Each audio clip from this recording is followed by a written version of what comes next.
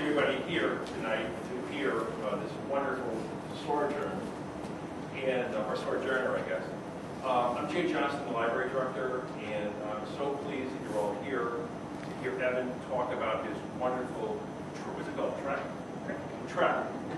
And I just want everyone to know that I gave you these brochures because we have what we call the Director's College now, and we have, and Evan, of course, is our second is our second speaker, and we're going to have many more.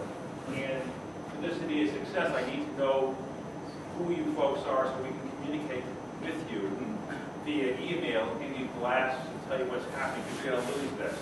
So, unfortunately, being not prepared, I have this little sheet to send around. So it's just, you know, if you can put your email on there, if you so desire, I would be glad to send you emails and tell you what's going on. One of the things we do is quarterly, we do a bus trip to the city. We stop in the 80s, we go to the museums. We stop in the 50s, we stop at 42nd Street, we stop at Canal Street for crazy shopping. We go down to the Strand bookstore, and then we go to Battery Park. We pick everybody back up at 6:30 between 52nd and 53rd Street, right across from the Sheraton Hotel. It's $24, including the tip.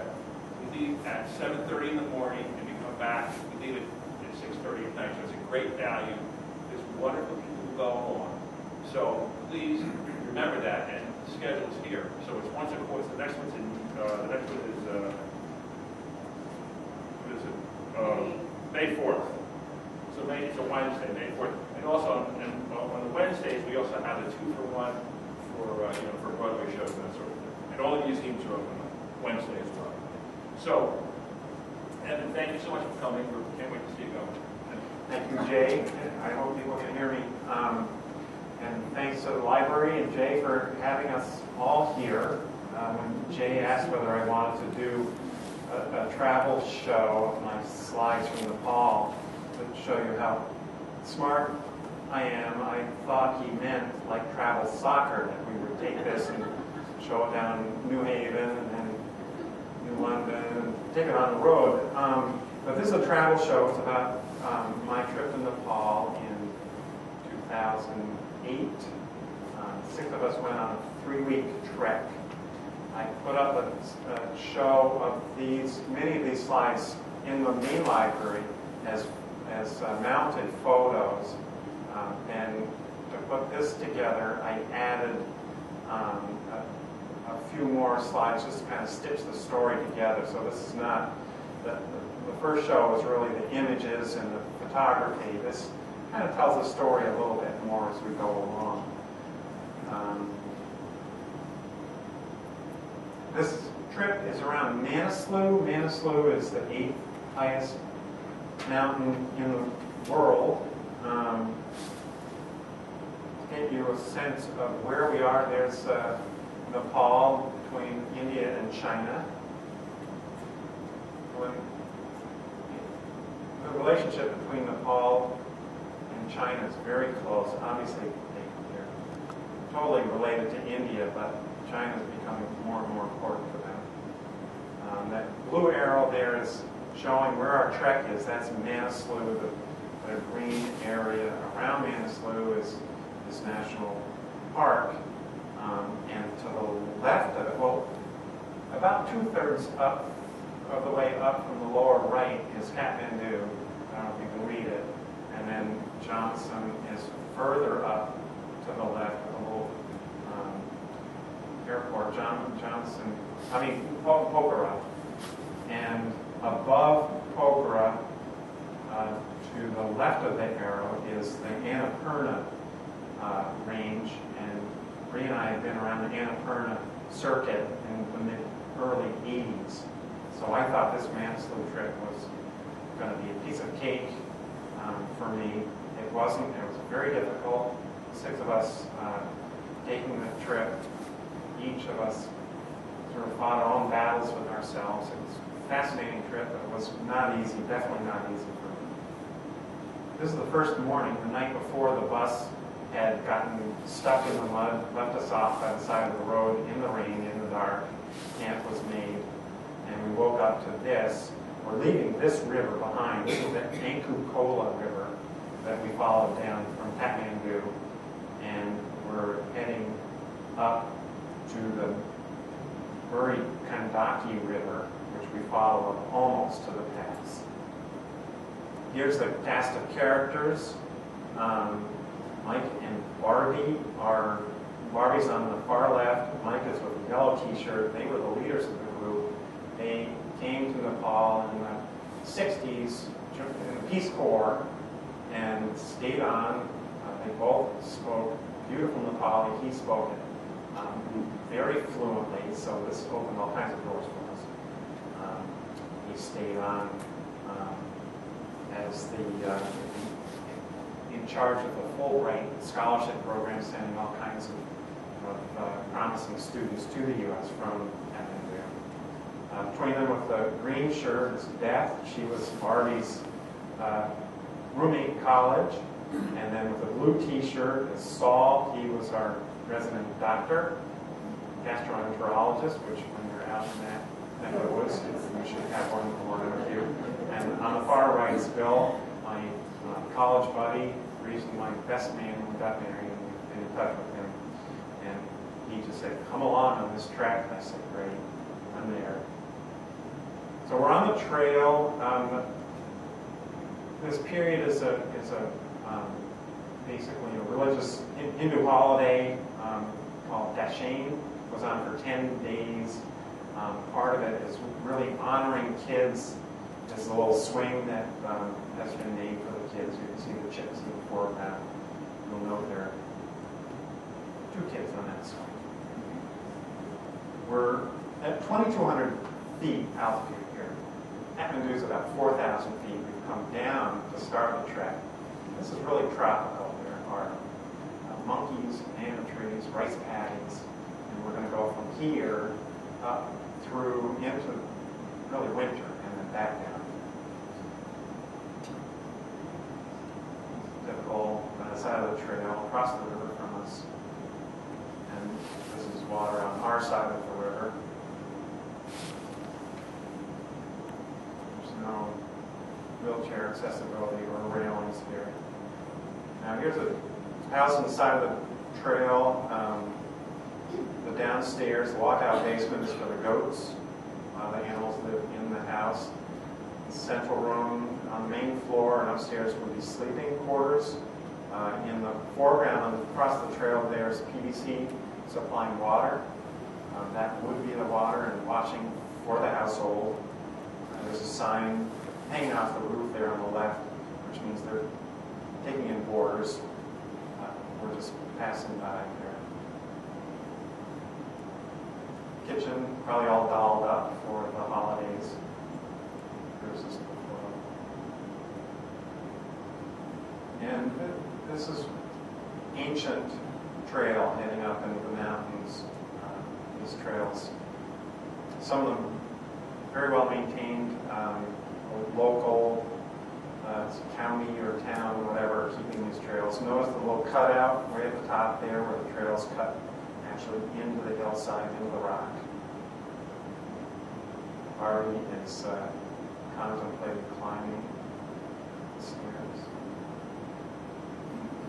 Another waterfall. To give you a sense of scale, about halfway up the photo on the right, there's a little cabin. Really look like a cabin. What you're seeing is the roof there. You can make that out. Here's Bill. His knees look wobbly here. I took the picture because it was sort of misting down from the side of the mountain, but his knees look a little like maybe he can't make it there. Many of the people took vitamin I every morning. That's I for ibuprofen, because the knees are beating. There's banana trees on the right. And we're just getting a glimpse of some snow up above.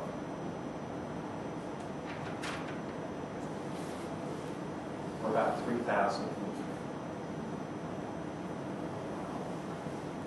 3,700 feet.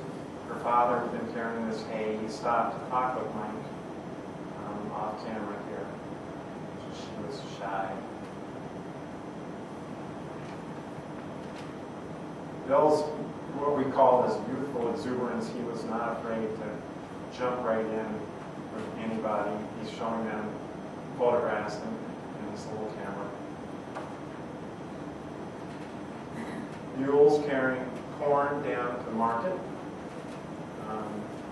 On the regular trail, that was not a problem, but when it got really rocky, our guy was told to stay on the inside next to the rock. Don't let these pass or any animals pass you.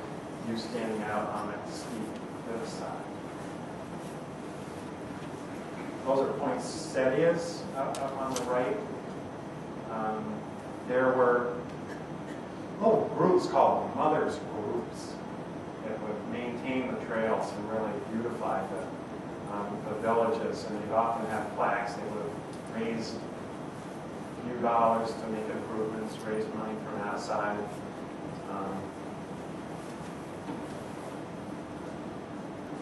Here's us negotiating a bridge. Sangram is one of the guides with us. We had, I believe, 36 people from the trekking company accompanying us.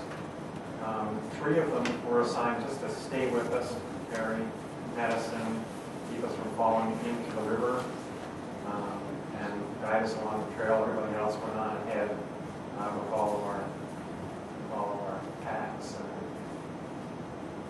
Photograph later on. This is a typical layout where there's a stone wall between the living area and the housing. The houses are sort of lined up here, almost like apartments. Those are prayer flags, red, white, blue, up above. We're starting really in Hindu area, and as we climb, we get more and more closer to Tibet, and it becomes Buddhist. And eventually, we leave Nepali behind, and they only speak Tibetan. Look at the stonework. I mean, this village is just completely built of stone. It feels like it's been there forever. That woman has got a loom she's using out of the wool. Here's Saul and Bill, the ever-present trekking poles, camera equipment. Well, everybody had these huge cameras. I had this little tiny point-and-shoot camera.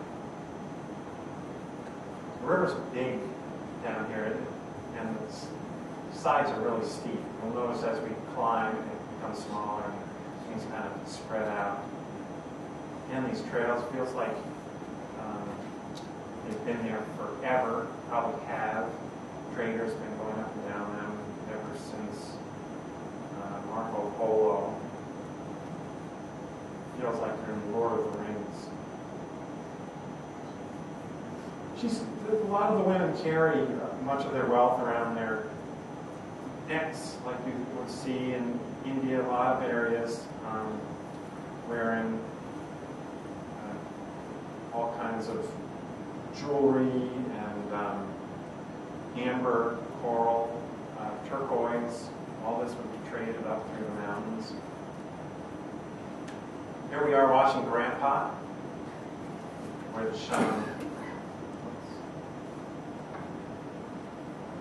everything, again, is done out in public. There's very little going on in the houses except cooking and where the animals live. This is how we watched, too, while we were there. Here's a grain mill, not too far from the village. Everything is hand to mouth. Everything is grown right around the village. Grain's ground. There's the grindstone, the funnel feeding the grain in. That wooden box is where the grain just gathers around the grindstone, which is turning all the time. Here we are. That's Barbie and Beth. I'm sure they were really happy I had my camera out. How to wash yourself without ever actually getting undressed. Here's our laundry day.